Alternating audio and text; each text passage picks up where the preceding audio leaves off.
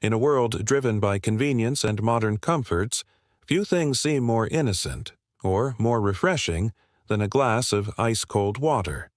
Yet for thousands of years, in one of the world's oldest continuous civilizations, that simple act would have raised eyebrows and serious concerns. To the ancient Chinese, cold water was not a harmless indulgence. It was considered harmful, even dangerous. This wasn't mere superstition. It was a belief rooted in one of the most intricate, time-tested medical systems in history, traditional Chinese medicine, or TCM. And today, we're going to explore why the ancient Chinese never drank cold water, and why, according to both ancient wisdom and emerging science, you might not want to either. Let's begin with context.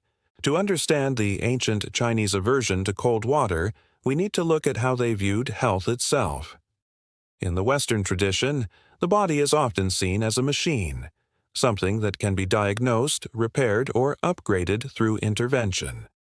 But in traditional Chinese medicine, the human body is more like a living ecosystem, governed not by organs and outputs but by energy, rhythm, and balance. Central to this view is the concept of qi, the life force or energy that flows through the body, and alongside it the delicate balance between yin and yang, cold and hot, passive and active, feminine and masculine. In this framework, cold is yin, contracting, slowing, and stagnating.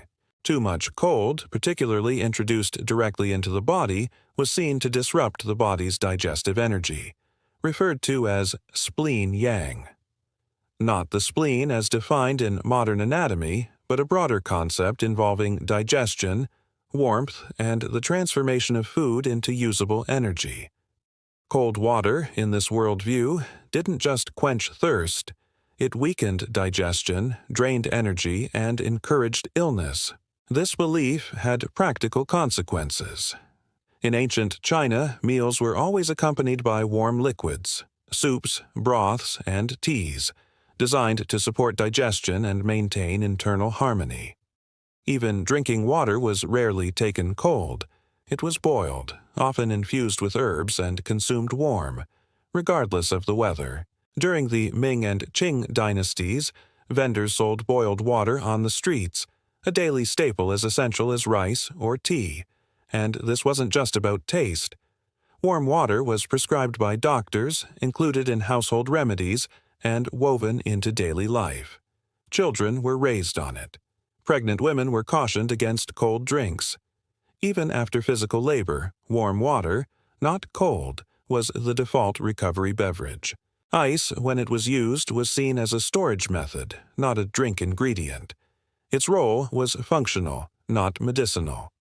Now, from a modern perspective, this might seem outdated, perhaps even unscientific. But let's examine what current research says. Studies have shown that cold water can slow down the digestive process, particularly gastric emptying, the rate at which food leaves the stomach. This can lead to bloating, cramping, and indigestion in people with sensitive guts, symptoms that ancient Chinese practitioners associated with cold invading the spleen. Athletes are also advised to avoid cold water during intense activity, as it can lead to muscle cramps and lowered core temperature, what modern physiology now understands as thermal shock to the system. One could argue that traditional Chinese medicine anticipated this, not in the language of biochemistry, but through careful observation over centuries. Even today, in Chinese hospitals and clinics, warm water is served to patients, never iced.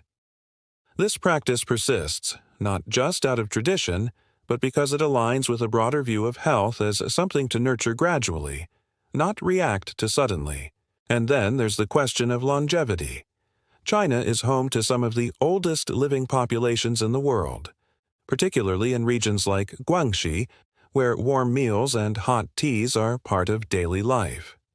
Could avoiding cold water be one small part of this puzzle? It's difficult to isolate variables. Genetics, lifestyle, and environment all play roles. But in traditional Chinese medicine, Health isn't built on one massive intervention.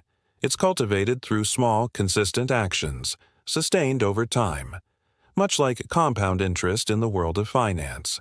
Daily habits, seasonally adjusted behaviors, attention to temperature, mood, and environment, all are pieces of the same equation. Avoiding cold water wasn't a magic bullet. It was a strategy, a long-term investment in digestive strength, immune resilience, and energetic stability. Interestingly, this isn't just ancient history. It's also a modern cultural divide. In East Asia today, in China, Japan, and Korea, people still largely avoid cold drinks, especially during meals or illness. In the West, however, ice water is ubiquitous. It's offered in restaurants automatically. It's seen as refreshing, even healthy. This contrast reveals more than taste. It shows two entirely different ways of thinking about the body. The Western model tends to fix problems after they occur. The Eastern model aims to prevent imbalance before it happens. Neither system is inherently right or wrong, but the differences are instructive. So, should you stop drinking cold water? Not necessarily, but it's worth considering when and how you consume it. If you have digestive issues, frequent fatigue, or find yourself prone to illness in colder months, traditional Chinese medicine would recommend reducing cold intake, especially around meals. Warm water may support smoother digestion, better circulation, and even immune function, especially when combined with other mindful health practices. What the ancients understood, through trial, error, and centuries of documentation, is something modern science is only beginning to rediscover. That health isn't just about what you consume. It's about how, when, and why.